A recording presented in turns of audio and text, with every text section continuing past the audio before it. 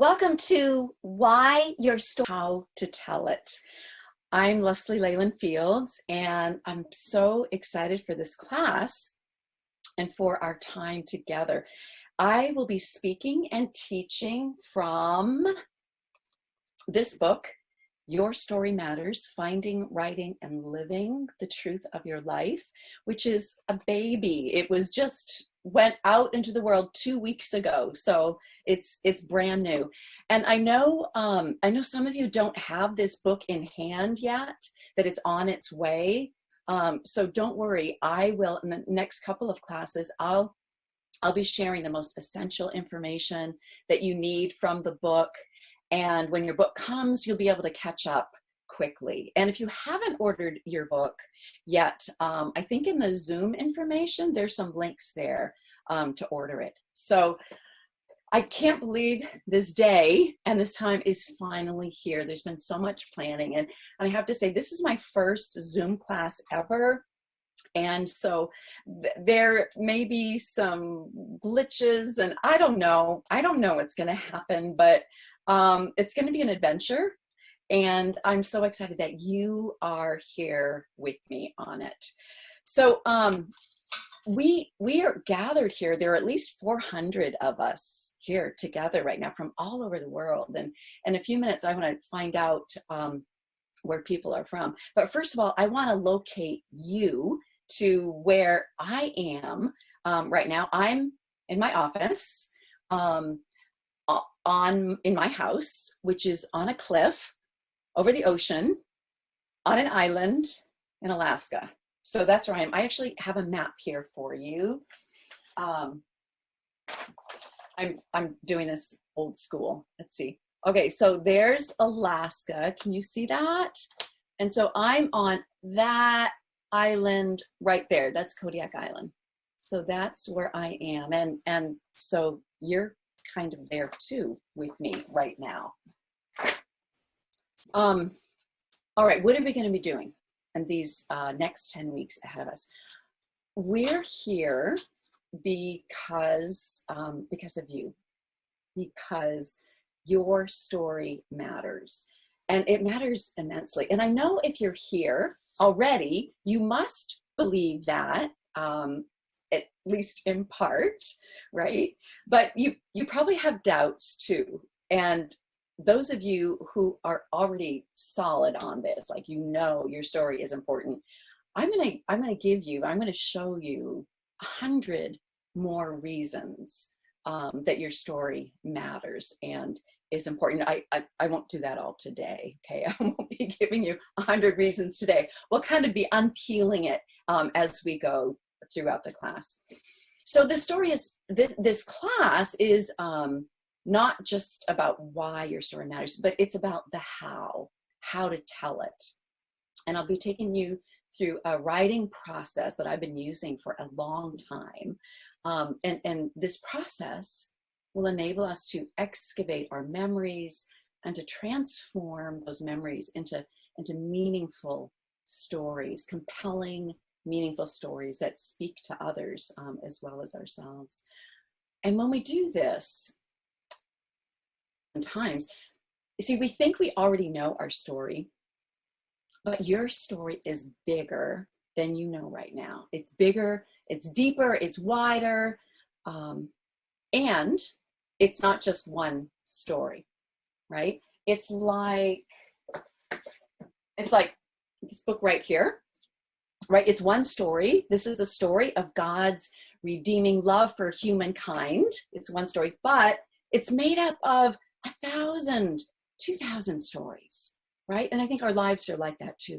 There's one story, but that one story is full of so many others. And we're gonna just be exploring some of those stories.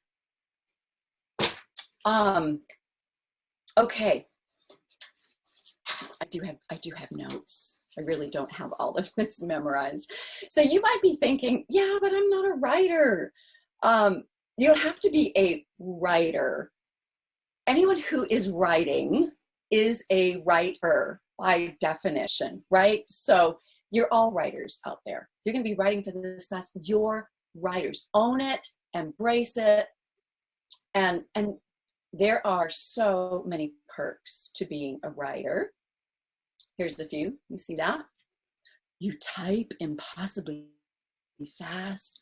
Your skin is pale. Sometimes you speak like you're from a different country. You never eat or drink anything but coffee. You don't go out in the sunlight. I know what you are. Say it out loud. Say it. Writer. That's true. I had 3 cups of coffee this morning. Maybe that's why I'm just a little bit wired here. And there's more. There are more perks beyond that. Like writers get to work in their pajamas every day if they want, right? I'm not, by the way. And writers have always worked from home, which, so, you know, if there's ever like a global pandemic or something, you know, they're already on it. And of course there is. There is. Remember when we used to use that phrase as hyperbole or like as a joke? It's not a joke anymore. The crisis, right, that we're in is real. And paradoxically, that is what has brought us all together from all over the world. My book tour, all those events, of course, were canceled. And I wondered, what can I do to help? How can I'm on this island in Alaska. How can I help? How can I serve people? And I thought, what do I have to give people? I have words. I have stories. I have this book, which was scheduled to release 2 weeks ago. So it seemed very clear that this was God's timing for this book and for us to be here together now to write our stories. And it's really important because I know from writing each one of my books that when we turn around and look behind us to the past, and the past is yesterday, right, as well as 50 years ago, when we do that, it helps to locate us in the present, and it helps us map a better story into the future. And I think this is a great time right now. We need this. And people have asked me, why am I not charging for this masterclass? And I know that everybody is struggling right now in many ways. So I didn't want to have any obstacle in the way of anyone who wanted to join. So I'm so glad you're here. And I'm just, I'm thrilled to have you. So what are we going to be doing? Every week, we're going to be doing a variety of things in this hour together. So you don't just have to like look at me, for a whole hour every week. We're going to be doing a little bit of writing while we're together, just like 5 to 10 minute spots of writing. We're not going to do that today. We'll start that next week. We'll have some Q&A. So you all have a chat button. Look down at the bottom of your screen. People are writing in. This is so cool. From Russ. I'm so glad you're here for us. Oh, this is wonderful. From Barb in South Carolina to everyone. Thank you guys. Yeah, keep doing it. From Wendy, from Darlene, Lane. Greetings from Slovakia. Okay, hold it. Wait. In just a second, I'm going to ask everyone to write in where they're. Oh, you guys, this is so wonderful. Okay, let me see. Where was I? We're going to do some writing while we're together. I already said that. We're going to have some Q&A, and so that's how, right from that chat button. You guys have already found that. And I'm going to do, every week I'm going to do a word of the week. Because words are like gold coins. They're like chocolates. Like you can never have too many of them, right? We need words to name the world, to specify and delineate and understand the world and our own lives. So, word of the week. Here it is. Oh, wait a minute. Yes. First, I'm showing you the picture. Right. Can you all see that? Can everybody see that? It's kind of, see, I don't know if you can, there it is. There it is. You can see all the way to the bottom. That's a fish. And those are two of my sons. This photo's from about 5 years ago. So I need to explain, right? I live in Alaska, and in the summer, my family and I, we go out to another island off Kodiak Island, and we commercial fish for salmon. That is not a salmon. Okay, does anybody know what that is? I'm looking in the chat. Does anybody know what kind of fish that is? All you Kodiak people. Somebody said flounder, halibut, turbot. All right, you guys got it. You guys got it. Okay, it's a halibut. And I have to tell you about this word because it is one of my favorite words, and it's also good to eat. But here's the word. Okay, can you all see the word? See it there, halibut? Okay, so halibut is, it's made up of two parts to the word. The butt comes from the word, I think it's Old English, could be Old French, I've forgotten, but the word is butt, and it's the same way we use butt now. It means like bottom or end. And so the halibut is a bottom fish, right? It rests on the bottom. You know, it has its eyes on the top, like, you know, like a flounder. So it's a bottom fish. And hundreds of years ago, during the Middle Ages and later, the Catholic Church would, would say these fish, and they're the biggest, one of the biggest fish in the world. So these fish were served at feasts on holy days. So they were kind of saved and reserved for these special holy days. So the first part of the word, hali, means holy. So a halibut is a holy bottom fish. Isn't that cool? Isn't that cool? It sounds like something Batman would say, right? Holy bottom fish. Okay. All right. So word of the week.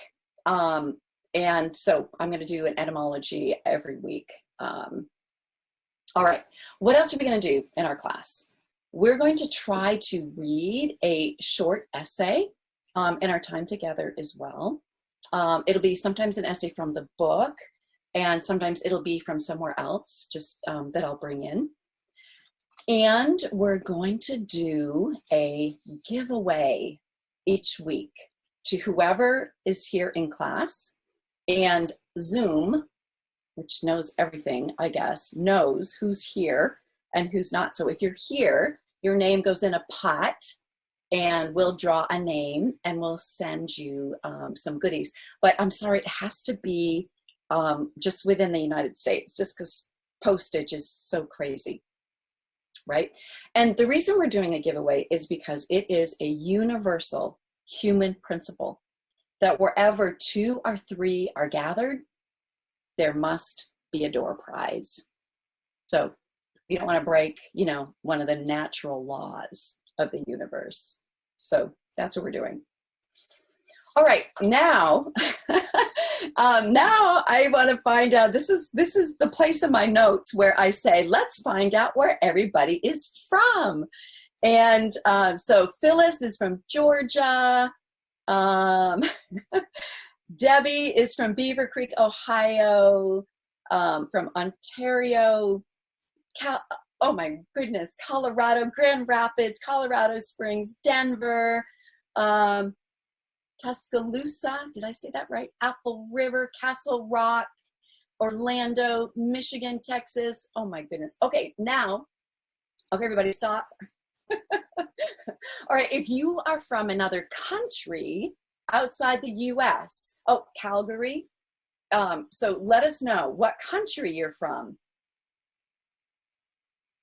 There's Adina from Slovakia, Costa Rica, Mongolia, Canada, Brazil, France, Mongolia, Alberta, Singapore, South Africa. Oh my goodness. Some of you, Sudan, oh my word. And some of you, I know for the people in Mongolia, it's 3 o'clock in the morning. I just want to bow down before you.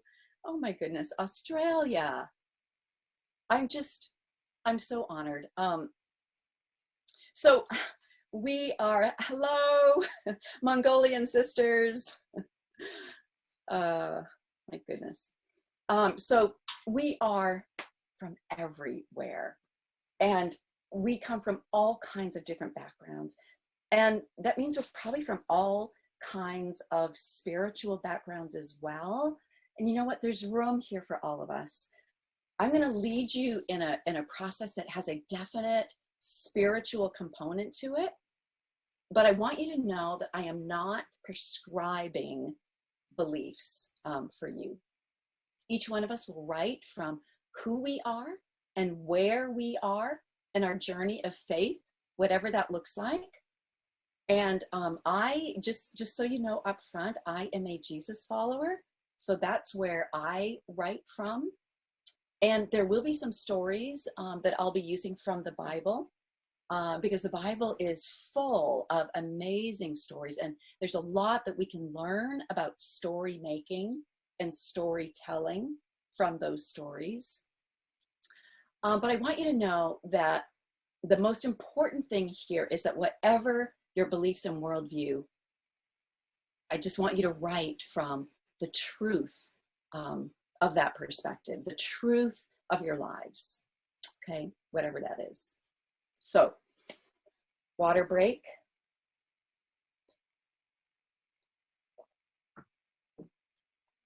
Okay. Deep breath. It took me many years to begin writing out of my life. I was so scared to do this. And I had so many reasons not to write memoir. And you're going to hear me use that word. And maybe that's a new word. So memoir is when we're writing about our lives. I was brought up in a time and in a culture and in a family where the worst sin in the world was pride, was somehow thinking that you were special or better than anybody else. So the idea of me writing a book about my life just cut against that completely. And who would possibly care? So that's one insecurity. Can I see any hands on that? Anyone else? Anyone else feel that way? Yes. Kelly says, Jessica says yes. Diane says yes. Sierra, yep. Wendy, yes. Ingrid, oh yes. Barb, yes. Still feel that. Yeah, I know. Right? Still feel it. This is why we're together. That's what this class is about. Yeah. Okay. So I'm going to give you another moment of insecurity. Not like you need it, but I really think it helps to speak them out loud, our insecurities, our fears, and then we find out that like everyone else shares them. And I'll tell you what, that is so freeing. So, okay, so here's another moment. This happens to me every time I walk into a bookstore.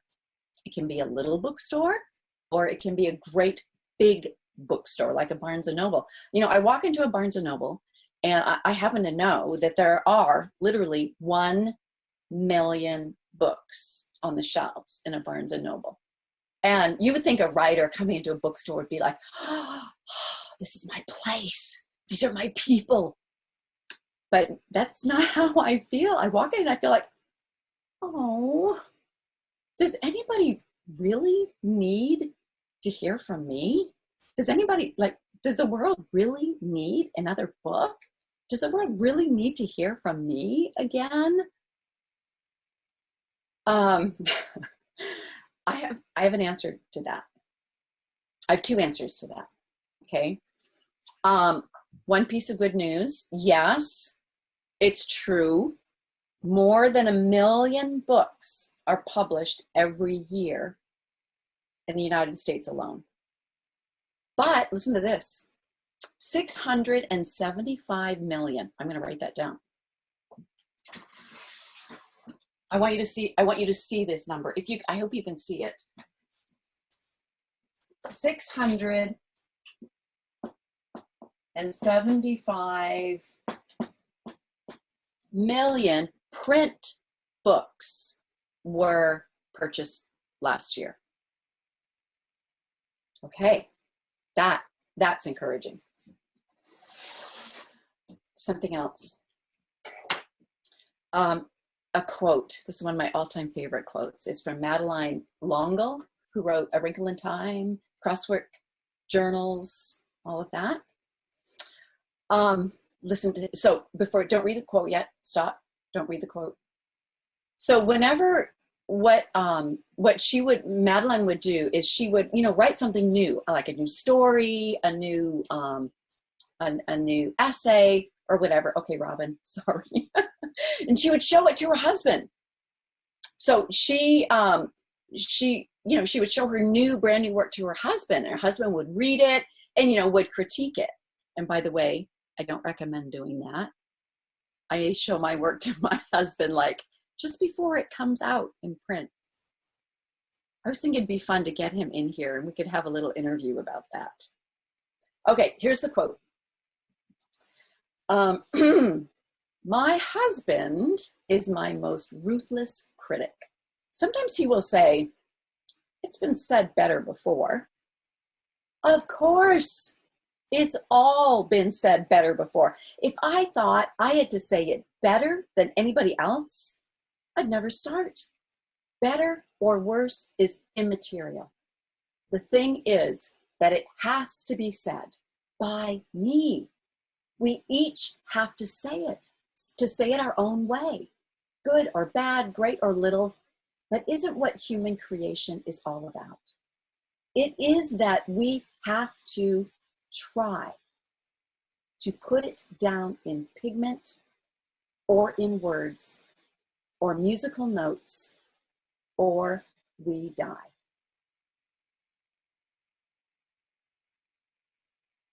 Isn't that it? Isn't that right? We do have to try. And we have to tell our experience in our words. No one else can do that, right? And here's the thing, ladies and gentlemen, if you don't tell your story, somebody else will, and they won't get it right.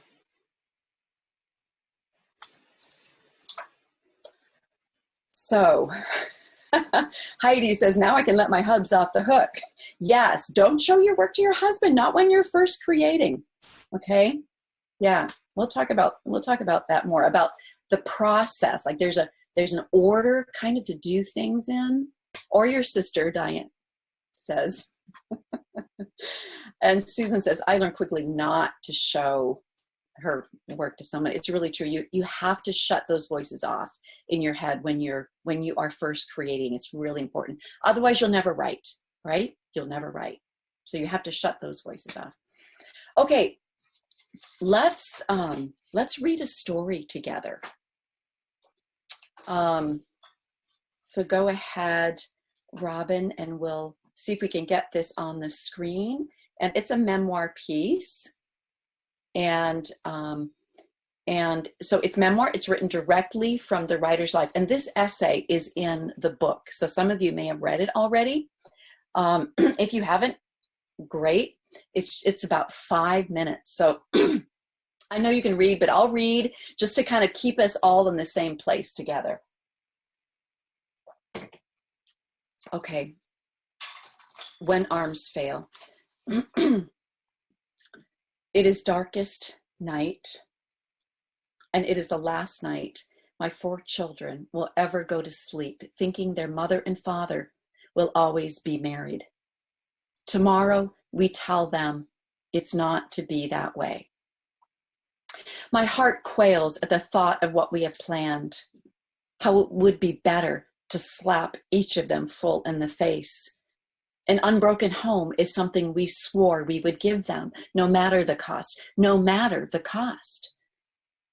Some costs can't be borne. In bearing them, you inflict pain on the very ones you claim to love. This is what we tell ourselves, at least. And I think sometimes it is true, though I can't explain anymore why we are divorcing. I know the reasons, the deeply hurtful personal reasons, but I can't string them into a narrative that makes sense. When I try to set them down piece by piece, the way a lawyer might forge an argument, say, or a bricklayer might plant his path in scored earth, I lose my way. I can't explain why now the burdens are too great. 2 years ago, they were not.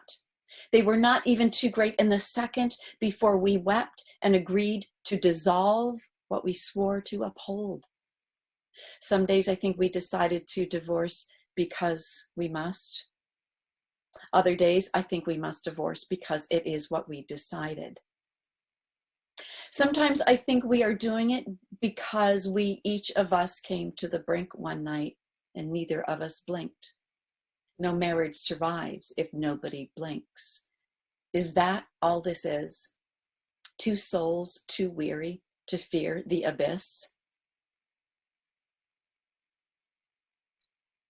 All I know to tell my children is that sometimes you get a wound, and if you scrape that wound every day, it will never heal. This is your mother's heart, I will tell them. I'll insist that they will see me every bit as often as they do now. This is the silver lining in my work commute. We have already lived in quiet separation for a year, disguised by my job. Someone said absence makes the heart grow fonder. Someone said this. I will explain to those 4 upturned faces that we love them more than ourselves. But already those unspoken words sound hollow. We are either too stubborn or too weak or too angry to give them this gift we swore to give them. Don't we love them enough? Don't we? I haven't been able to focus on anything for very long in months. The last chapters of a novel remain unedited. I forget on planes where it is I'm going. I lose entire paragraphs and conversations and can only nod and smile and work to keep the tightness in my stomach like stone, because to let in food or air will only soften it, and then I will vomit or scream or both. My babies. I keep thinking to myself, my babies. What will happen to my babies? I try to remind myself that the messed up kids of divorce are being raised by messed up parents who got divorced because they are messed up. It's a spurious causation, I insist, but then I am a lot messed up, and their mother at least a little. And now they see that a love can dissolve, that people who love each other and live together can undo their bond. What great insecurity will this unleash in their hearts? My babies. There is no prayer that gives comfort, no bottle that brings enough forgetfulness. I drink too much and I rage at the night, and still nothing will change the reality that the two of us together cause more harm than good to one another's souls. What damage does a soul-weary parent do to a child? How much more or less is this damage than the harm of divorce? What dread mathematician knows the answers? Some people tell us not to do this, and others say they are not surprised, and others look at us like someone they love has died.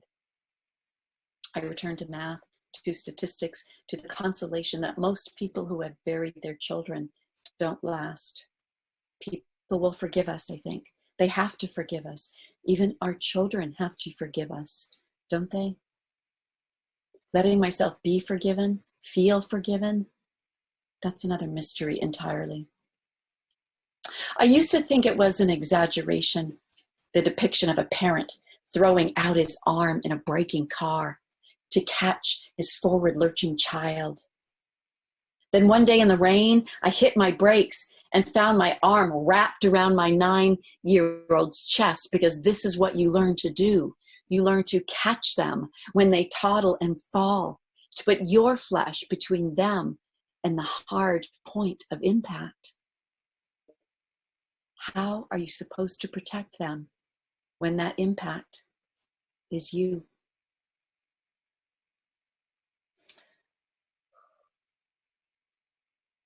So I don't know, I'm reading this story and I'm thinking, why did I choose such a heavy story for our first class? I hope you guys are okay with that. Isn't that powerful? And the title again is When Arms Fail. And that's in your book. So if you have a book, you can read it. And we'll post that with the homework. So that will be in a Zoom link, and Robin, my publicist and tech person, she'll step in here in a little bit and explain all that to us, how we access the homework and the quotes and the stuff that we're doing now. Okay. Thank you, Sierra. Oh wow, that was heartbreaking. It is heartbreaking, isn't it? Yeah, and it's heartbreaking, and it's beautiful, and it's, yeah. So I want to ask you, I want you to think about that story for a minute. What do you think? So think about the writer. Think about the writer of that story. Why did writing that story matter to the writer? The question that we're asking in this class is, why do our stories matter? So how and why? That doesn't sound right. Does that writing that story, how do you think that helped him? How do you think that impacted him? Yeah, he's sorting out his raw emotion, Jackie writes. What else? How to help? Every individual is precious. Yeah, and to processing, right? Processing, healing, external processing, dealing with his guilt. Yes, it's helping him understand, clarifying. And if he doesn't tell it, somebody else will. Right. And you can feel his emotion, and to help others deal with it. Yeah, excellent. You guys are so good. I love this. Hoping his children will one day understand, right? Yeah.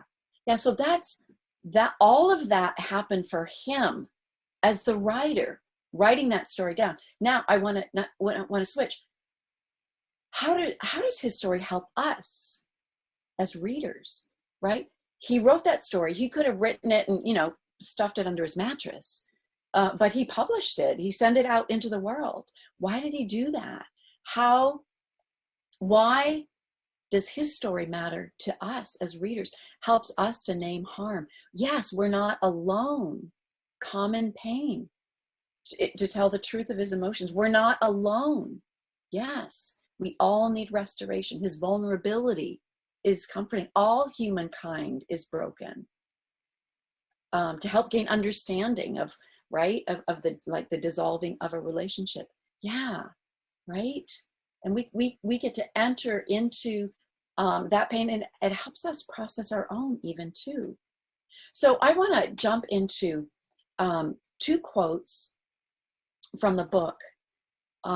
Why does your story matter?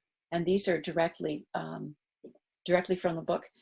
There is no part of human experience not worthy of attention, illumination, and restoration. Is that not true? And that means for the large, huge moments, like the moments in that essay, as well as smaller moments. And then another quote from the book, and these are from the introduction. No matter what country we live in, no matter our neighborhood, our politics, our religion, our age, we risk passing like strange ships in the long night, unless we braid word around word from our own passage, then toss it out toward the hands on the other deck. Don't we all sail the same mercurial waters? Aren't we hoping to stop for a while, to not be alone on the high seas. So that's what we're doing. And of course I have nautical imagery because we live on the water and we fish and we're in boats all the time. But can you see that image that we will pass like ships unless we braid word around word and throw it over to the other ship, unless we come together and share our lives and our stories. And then we know we're not alone. We're not alone in this life. We're not alone in this pandemic. So I'm so glad that, and I wish right now I could see every one of you. I really do. But I love that you're all writing your comments and chatting as we go. I love that. Just a word, right now, there are 400, maybe a little over 400 in this class right now. We actually have capacity for 1,000. So I would love to fill this class up. I would love this to go out to everyone who needs it. So if you have a friend who doesn't know about this class, who hasn't signed up, tell them, to sign up. And you have the link that was sent to you. Just send that link to them. And so this will do a couple of things. That will invite your friend into this space, which will be a place of blessing, I hope and pray. That is my prayer. But also give you a writing buddy, somebody that you can share your writing with. And also that someone that just kind of an accountability buddy too. So I hope you'll do that. Yeah, we've had way more than 1,000 people say they're going to be here, but they haven't all showed up today. So that means there's probably space still. So yeah, would love to fill that. Lindsay, does the class actually start at 4? So the class actually starts it's 11 o'clock Alaska time, so noon Pacific time, and then on we go, on to 3 o'clock Eastern time. And then all of you who are that way on the globe and that way, guys, you're on your own. I can't figure that out. You're smarter than I am. Okay. So yes, 2 o'clock Central time. Yep. Thank you. So the last thing that's on my list, the last thing that we're going to be doing in this class is homework. Okay. We're aiming high in this class. There will be homework, and we're aiming high as we should, but we're also going to be real.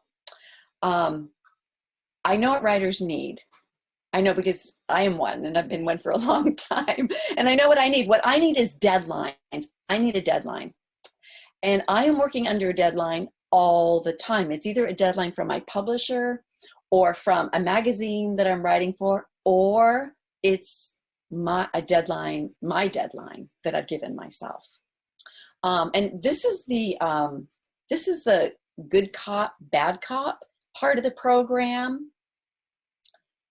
There we go. Start writing or the Hobbit pays. So I hope you think that's funny. I think that's really funny. So that's, I don't have a gun in my hand. Actually, I want you to imagine me, here we go. Imagine me with a pen, I'm holding a pen to your head.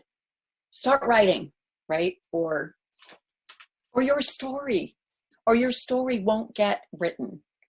And so I want you to imagine me as your 7th grade English teacher who gave you all those deadlines. And if you didn't turn your work in, she would glare at you. So there's that. I'm trying to motivate you. But I also, and the reason I'm stressing this part is because your story really does matter. And I know you want to get it written. That's why you're here. So I want to help you make that happen. But I'm also real. And I know we are living it upside down. days for all of us. Our schedule, our lives are crazy. So all of this is wrapped in grace, please. No, for some of you, just being here with us each week is all you can do. Bless you for being here. And I hope you are blessed for being here. This is a no guilt class. And if you can't, and if you didn't do your homework from last week, don't not show up this week, right? Remember doing that like in high school or even in college? I would occasionally doing that. So don't skip class. Please come. And it's okay. I know that we're all going to do the very best we can in the circumstances that we're all in. Okay. So I trust that and I know that. So do we understand the space that we're creating together? I want to give you the tools. I want to give you the motivation. I want to give you the ability, the kick in the pants that you need to get your project written. And there's also grace when life intervenes. So you also get credit. Okay, there's a cartoon coming somewhere. There it is. He says, do I get partial credit for simply having the courage to get out of bed and face the world again today? And I say, yes, you do. And we all know, you know what, that was like a joke when that cartoon was written, but that's like, this is our lives now, right? Every day it takes courage to get out of bed. And so if you get out of bed and you show up here and you got bedhead and you're in your pajamas, I love you for coming and for being here. All right. Any questions or comments on any of that, all of that, everything I've said so far? Oh, we have 73 comments. Okay, Crystal, I can't click on the homework link. We're not there yet. I don't think it's posted yet. I'm so excited, Lindsay. I am too. Do I get credit for watching this? Absolutely. I crown you queen. Linda, when is the latest? Oh, Laura, thank you. Tara, I'm so happy to be here. I'm so happy you're here too, Tara. It is posted, but we can also have, you know, I can't, in the chat screen, I can't see the whole sentence. Maybe I need to, just a second, everybody. I'm going to see what happens if I click on, oh, there it is. Okay. Obviously, this is the first time. This is my first time doing a Zoom class. So now I see everybody's comments over here. Yeah, great for time, energy, and passion. Oh, thank you. Thank you. I'm so grateful for this class. Oh, your first Zoom too, Cindy. Thank you. This will be recorded. So I'll talk about that toward the end. So let me catch up on my notes. So we're cruising to the finish line here. We've got 10 or 15 minutes, and I'll have Robin, my wonderful publicist and tech person. She'll come on in a moment and explain things to us. Okay. So we're going to jump into the final 3 paragraphs of the introduction to the book, just because it just feels like a really good way to close. So Robin, if you can go ahead and post that.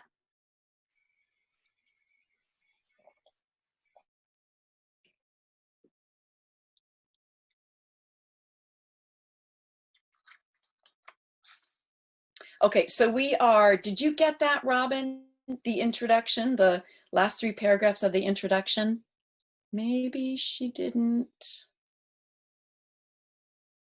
Oh, thank you, Robin. She says, I love the introduction of the book. Okay, so Robin, if you don't, okay, Robin says she has it. She's going to find it. No, you shouldn't hear Robin. Nope, she's not talking. She will come on in a few minutes. Susan, you're waiting for the book to arrive. I hope it comes soon. The mail is kind of messed up these days. There it is. Okay, thank you, Robin. That was quick. All right, here we go. No matter how or why you've come to this book and this class, or what stories you're hoping to unearth, or whether you come to these pages alone or in a class. And we're doing both. We're alone and we're in a class. We're going to learn together how to discover and communicate the truth of our lives with beauty and clarity. In some ways, it'll be simple. I'll lay it out straight and easy, no matter if you're a first-time writer or you're 50 years in. At the end of every chapter, I'll walk you through writing prompts and assignments with practical steps for discovering and writing your story. We'll also be joined by writers like you, mostly from my classes, bravely sharing their life stories to inspire our own. But in other ways, this journey won't be simple, because the reality that opens up before us in the midst of the details and memories of our lives is always full of mystery and wonder. So I must warn you, this work is utterly addictive. Once you start, such clarity, discovery, and consolations will come to you. You will not want to stop. You'll realize that pursuing your story is also a pursuit of meaning in this wearisome life, which means it's also a search for magic, for divine surprise, perhaps even a glimpse of God. Why does this practice of unearthing the truth of our stories matter so much? Why am I spending so much of my life investing in others' words? Because I've seen what happens when we bury our past, when we refuse to look behind at either the tragedies or the joys or any of the million little moments that make up our lives. I've seen in my own family all that's lost to all of us. And I've seen what happens when we dare to overcome the silence. The morning I'm writing this, I got an unexpected email. It was from Carrie, a quiet, unassuming woman who came to a workshop 4 years ago on my island and insisted she could not write. She had nothing to tell. She sent me a story, the first I'd read from her 4 years later. It was about her brother, his near fatal plunge over the waterfall, how her mother abandoned her and her siblings when she was 13, and how she had to become the mother. How later she joined her brother on his long distance trucking routes before dementia set in, damage from the fall. How she came to understand and reconcile with her mother decades later. Her story was so full of pain, love, and breathtaking details, it made me cry. Carrie wrote, "I think I have many more stories I must tell." Your story matters. Let me help you find and tell the truth of your story. Compelling story, a crafted story, a healing story, a bigger story. And in the finding and telling of this story, I promise you'll live it too. So I have to tell you that the Carrie in this story, her real name is Patty. Patty, are you here? I think Patty's here.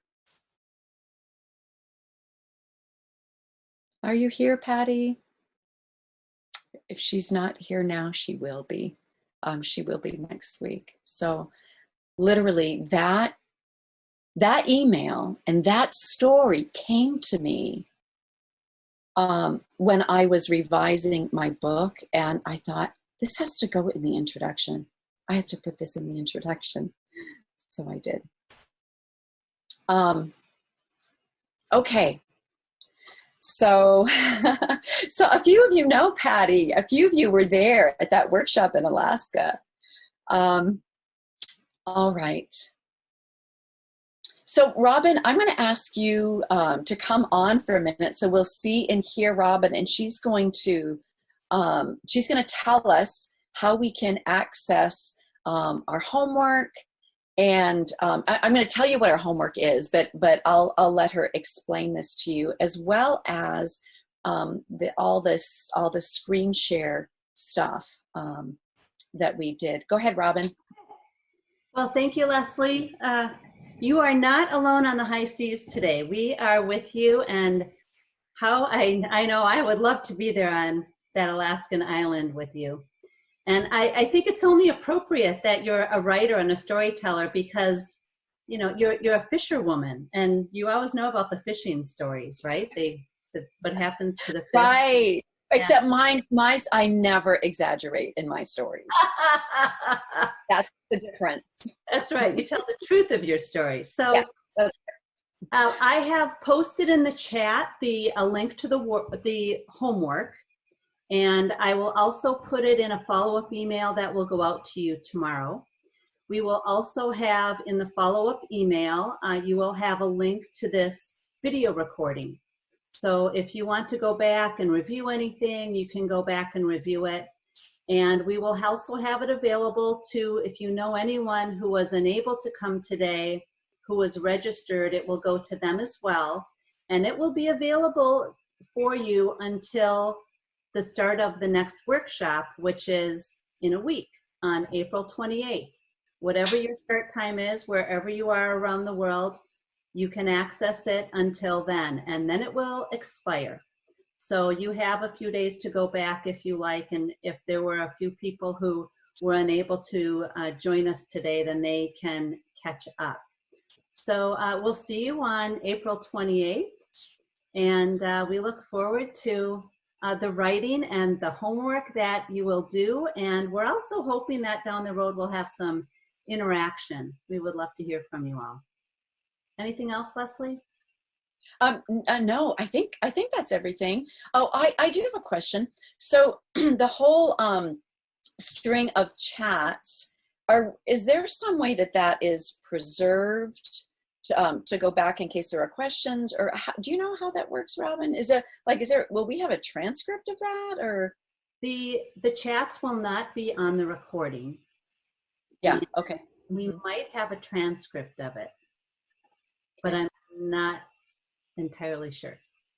Okay, all right. So yeah, forgive us, guys. We're learning as we go. So next week we'll know even more than we do this week. So don't anybody check out yet, because we're gonna go over the homework real quick. Thank you, Robin. So we should have a screen share coming up here with the homework. And let's see if that's working. I'm not seeing it yet. Anybody else seeing it? Nope. Oh, so some people know about Zoom. Questions are generally saved in the Q&A part of Zoom. Oh, that's cool. No, yeah. So Robin, we're looking for the screen share with homework. Do you have that?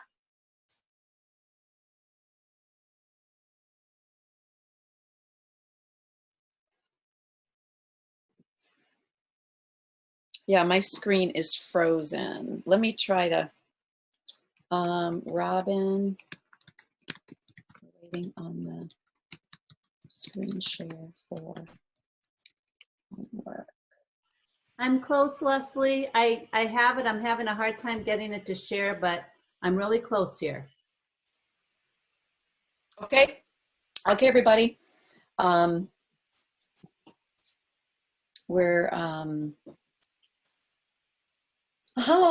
This is when I need some dancing monkeys or something.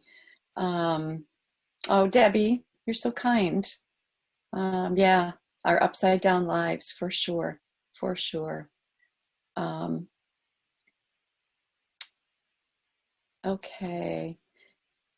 Let's see, we've got 5 more minutes.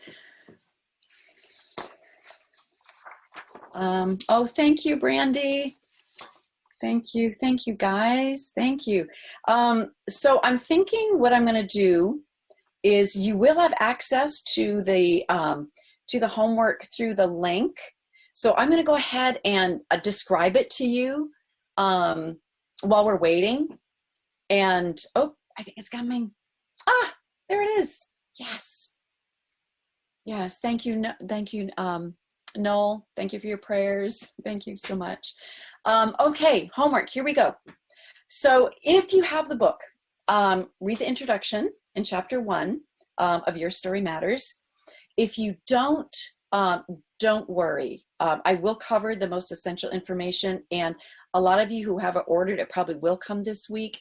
You can always get an ebook, download an ebook, and I believe that Nav Press had a link for the intro and first chapter. So we'll put that in the in that follow-up email as well. So yes, read the introduction. Second, this is really fun. Start a word journal. And it can be, you know, any sort of little notebook. I would love for you to do this, a journal where you just write down words or maybe phrases, but I want you to start paying attention to words that just catch your ear, something that you hear on the news, something in the book that we're doing. Your Story Matters. In the grocery store, one word a day, okay? At least one word a day. And I want you to look up that word, and then, let's see, Robin, can we go back to the homework page? And look up the word, look up the definition, and then write a couple of sentences using that word. So it's a way, as we expand our vocabulary, it's like it makes us richer. It really does. It gives us all the more tools to use as we write. Number 3, I want you to make a list of some of your goals for this class. Okay, we're on number 3. What do you want to make happen in this class? Okay, so plan out, and this is here for you. But obviously, I'm going to put as much time as I can into teaching you, but you're the one who has to do it, right? So plan out and describe some strategies that you can implement to move you toward these goals. The reality is, if you're going to have time to write, you're going to have to make time, right? You're going to have to maybe cut something out of your life, like maybe don't watch 3 Netflix movies in a row, like one night, which I have done before recently. You know, what are some scheduling ideas that you have? Just put a plan together, you know, so that you can realistically meet your goals. And then the last thing, number 4, when did you realize that your story mattered? Okay, write a brief story that shows us how you came to recognize the importance of exploring and writing into your story. So I want you to choose. There may be lots of moments along the way where God sort of convinced you, yeah, you've got to write this story. And maybe there's lots of moments you can write about those moments, or you can maybe write about one really key moment when you knew, okay, I need to do this. I must do this. So write about that and dig into it a little bit, explore it a little bit more. So, it's 11:59. I cannot believe it. I actually did not really time this. So, I'm so thankful. So, hey, I'm not sure how to say goodbye. I hope that we've covered all the bases for next week. I will see you next week. And in the meantime, I will be thinking about you, praying for you, and just, I'll be excited again for this time together. And we have your emails, so the Zoom link will go to you with this recording. It'll have your homework. And hey, we should be 1,000 people here gathered together next week. So so tell your friends, and let's bring everybody together from all over the world. So cool. Thank you, everybody. Terry, Kelly, Laura, Karen, Crystal, Susan, Michael, Tori, Carla. Thank you, everybody. I can't wait to see you again next week. Okay, bye-bye.